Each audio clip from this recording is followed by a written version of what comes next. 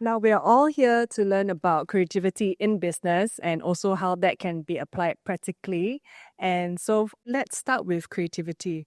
Overrated, underrated, or it's really infused in your day-to-day process? It's more properly rated, I would say, right? Creativity is necessary for many things, especially in problem solving, and not just in professional life, but also personal life as well. I think there are many different ways to look at something, and of course, creativity helps to kind of navigate, your process, your journey. So there is this hidden behavior in human, interactions that we observe, and we say, let's be creative about it. Can we build technology around it that enable these human behaviors? So for me, creativity is extremely underrated because growing up, even though I was not as academic and not as structured, I managed to get away or around things being creative. So I realized that as I navigated the business over the 20 years, the creativity allowed me to do things out of the box. So and because I was able to do things out of the box, I was able to resolve some of the challenges faster in a different way, and that helps put me ahead. Okay, I started life as a journalist, and I came from a very free-spirited family background. So I was encouraged to being exactly what I wanted to be, dream whatever I wanted. And I remember that when I was 4 years old, I thought I was a Mongolian princess, and I lived it in my mind. And I thought I was the best opera singer in the world. Whatever you dream of being, you can be. In this journalism world, I come from the creative process. And failure is part of creativity. If you don't fail, that means you're not creative enough. Along the way, you will fail definitely for sure. Because if you're very creative, that means you're not doing normal things. So it's interesting that Violet brought up failure because it's the next point that we wanted to go to. So it's very easy for us after having gone through the whole lessons and that whole grief cycle of having failed. It's easy to say right on stage, but maybe we could share with everyone here how it actually feels like to fail or be in the midst of failure, and you're trying your best to actually turn things around. You're trying your best to be creative, and did it turn out well or it still failed? Maybe I have failed very spectacularly in business. Front page of Straits Times when I had my first lot of restaurants and it failed. So I'm not a business person because in my generation, we were never taught that we're going to have our own business. So we have never heard of a business plan in our life. So I started a shop in Takashmaya without any idea. But when you have that and you can fail, but what happens is that people think you're so dynamic. You're doing something so damn different. So you end up with that reputation, So that never leaves you. The failure is very often financial. And so you can, you deal with it, the financial part. But the financial failure should not stop you from what you believe in. And one of my dreams, together with my brother, was to go to Japan. And at one point, we were at about 15 to 16 stores. However, COVID came. We were trying our best to weather it. They had very different policies.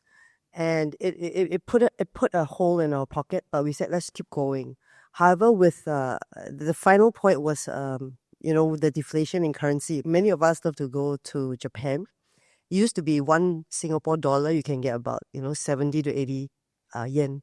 And then it went down 30%. So we all want to go now. $1 became about 120 yen. So no net profits can withhold 30% of drop.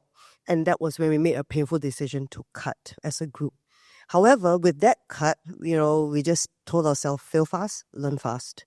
So I think we really need to learn when to let go. So I think that's one of our lessons in failing fast, and getting up and moving on.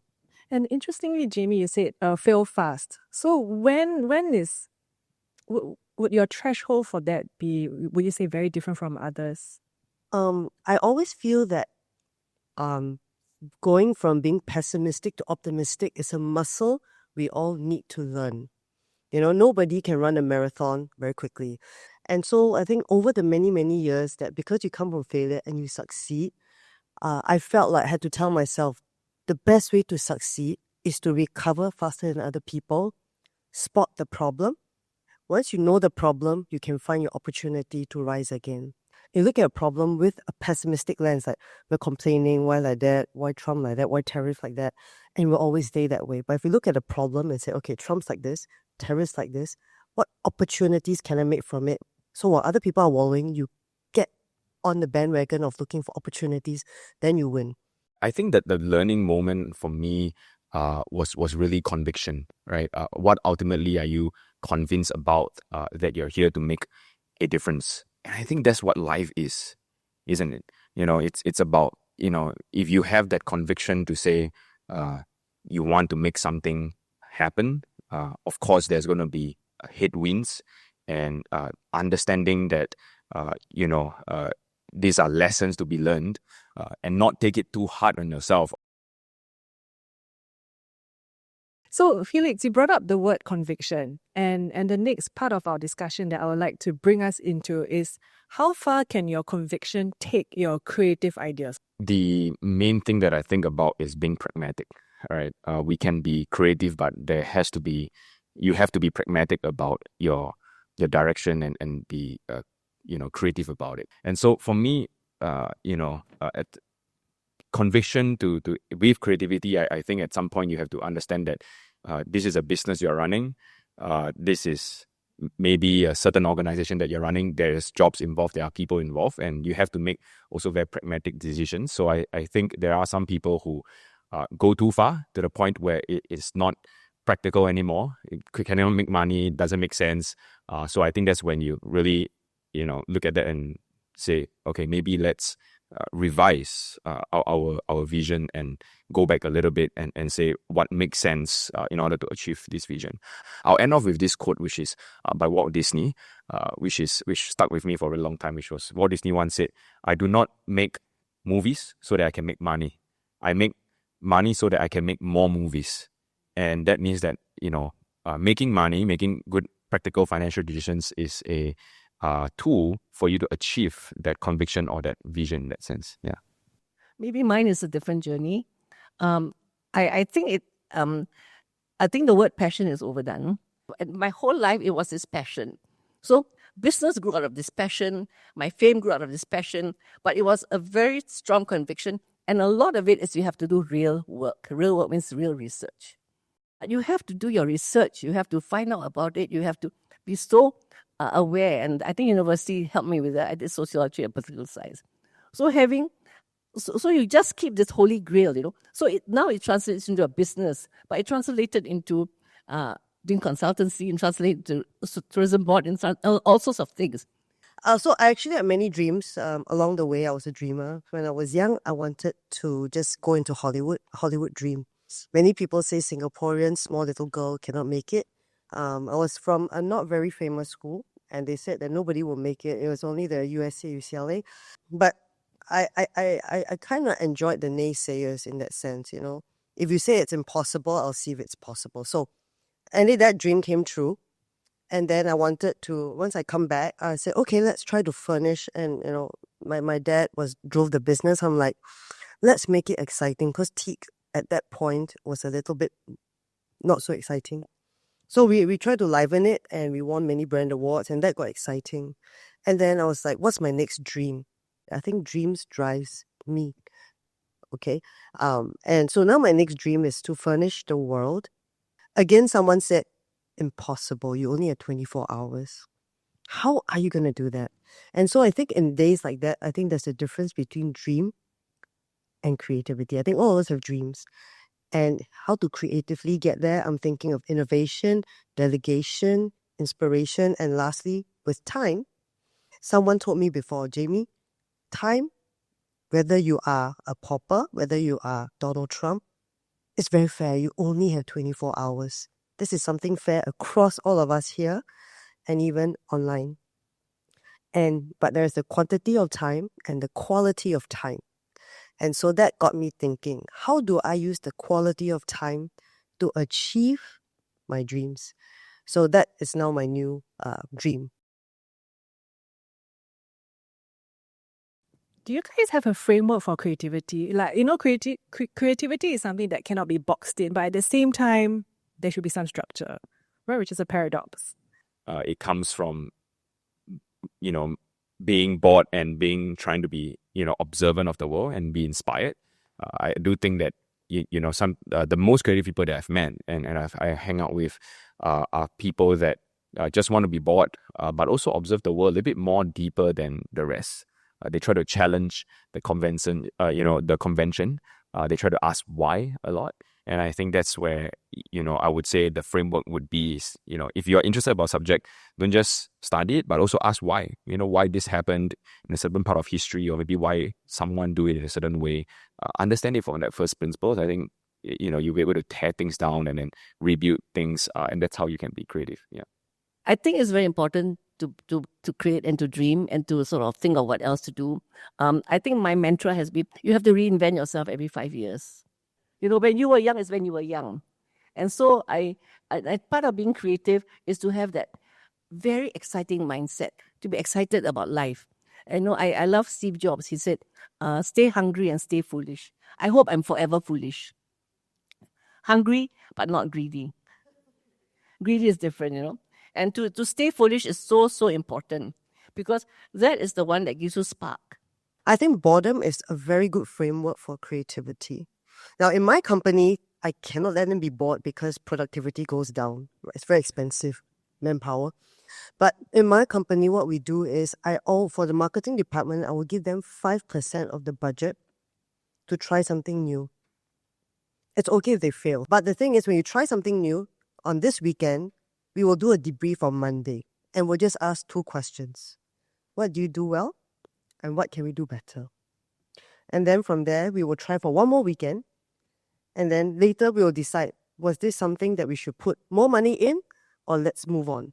And the next thing I tell my staff when we go for meetings is, I'm not afraid that you fail. I'm afraid you don't even dare to try. Make a decision. Don't not decide, go like, and then time goes. Make a smart decision. Share with the team what your thoughts are. If we all say, got chance, just do it. If it fails, no problem. The CEO already know, no problem. Okay, we measure our risk. So that's the framework we do. Yeah.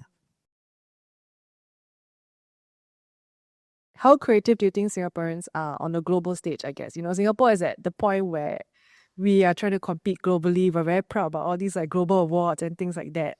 What do you think, given that you are part of that scene, right? Especially since you're like our ambassador for food. I think Singaporeans are too comfortable. And there was one person in a bank, and somebody told me that the sister was studying for her master's, but the husband was offered to go overseas by the bank and she refused. I said, his career is dead, you know. And it doesn't occur to her why. I said, if I'm the boss, I'm not going to plan for this person anymore. That means the career is dead. He's got no imagination. So I think people in Singapore are not realistic enough what is actually needed in the world. I personally think that Singaporeans we're on to know me very kiasi. And I feel that usually we're the last one when people say any ideas, usually everybody else raises their hand but a Singaporean. Singaporean must wait, let me think. Got money or not, got house or not, my mother how, my father how, And by the time they thought so much, the opportunity has left. I think, you know, in general, of course, we were brought up in the system and education system where we are taught to solve math problems, right? And just problems in general. We're taught to solve and not question. And if you compare our education system to, say, the Americans, of course, the Americans are taught to question why. As Southeast Asia sort of progresses as a region, creativity becomes more important because their education system will also catch up.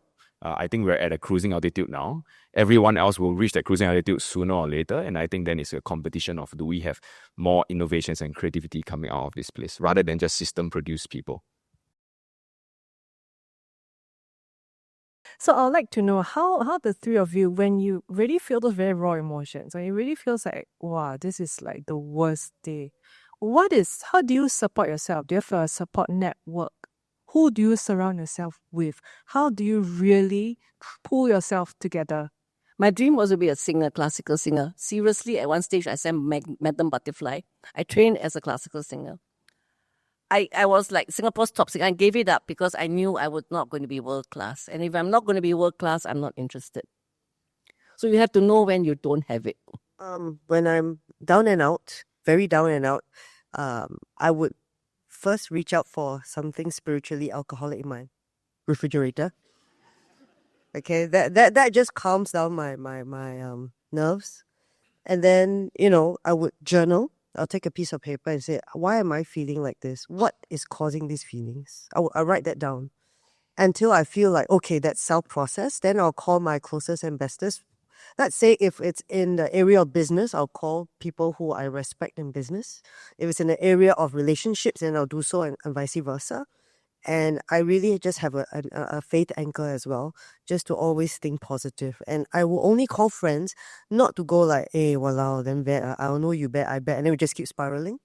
But I need friends who, while they validate my feelings, eventually the last words will have to be hopeful ones, positive ones. It's okay. When you feel better, let's process this, and how can we make it better? So I do have groups, personal, spiritual, business, of friends that I feel like I can go to in my lowest. Thank you so much for our panelists. Thank you, Felix, Violet, and Jamie.